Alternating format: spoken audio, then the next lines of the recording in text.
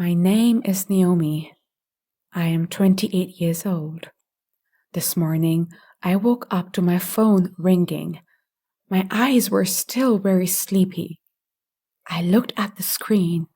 It was Danielle, my fiancé. I answered, "Hello."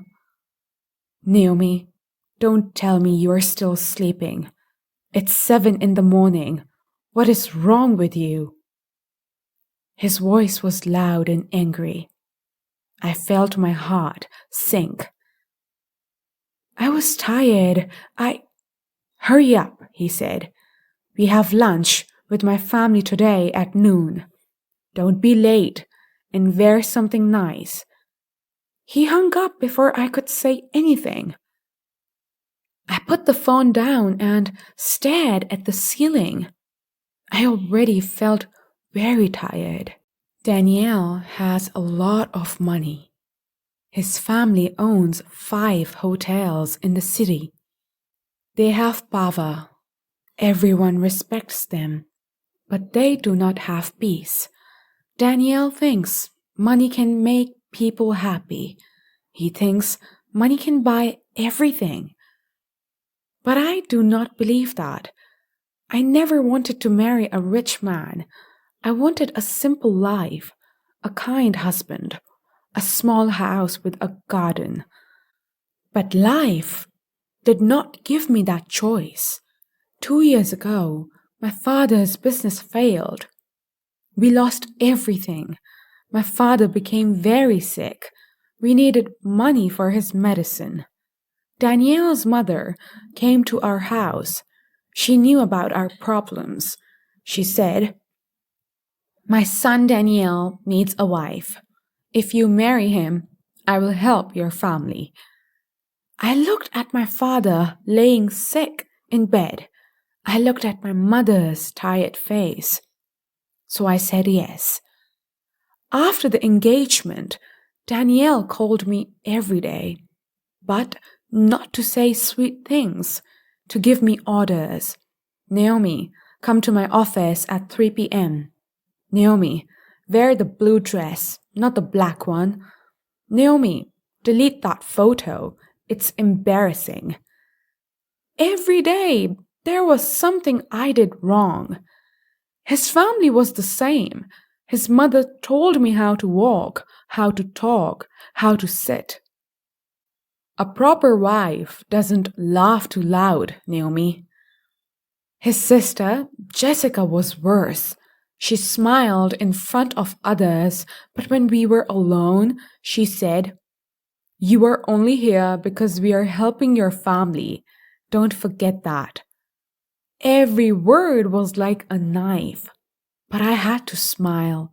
I had to say thank you because my family needed the money. I was trapped. He took my peace before we even got married. That morning, after Danielle's call, I got dressed. I wore the blue dress he liked. I put on makeup to hide my tired eyes. I took the bus to the restaurant. When I arrived, I waited at our table. 10 minutes passed, then 20, then 30. Danielle was never late. He hated when people were late. I called him. No answer. I called again. Nothing. Then my phone rang. It was Danielle's mother. Her voice was shaking. "Naomi, there was an accident." My heart stopped. "What accident? Is Danielle okay?" She started crying. "He was driving to meet you. A truck hit his car. The doctors tried everything, but Naomi, he's gone." The phone fell from my hand. Danielle was dead. The funeral was 3 days later. Hundreds of people came. Everyone wore black. Everyone cried. But I felt numb, empty. Danielle's mother hugged me and cried. "You were going to be his wife." I should have felt sad, but I felt nothing. For 2 years, Daniel controlled my life. He made me feel small.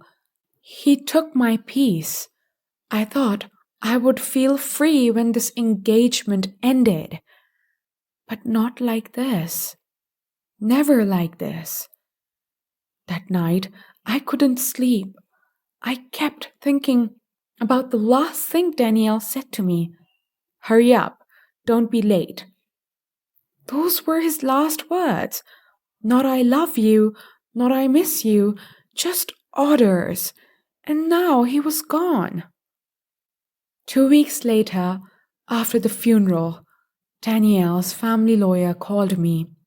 Miss Naomi, please come to our office. It's about Mr. Daniel's will. His will?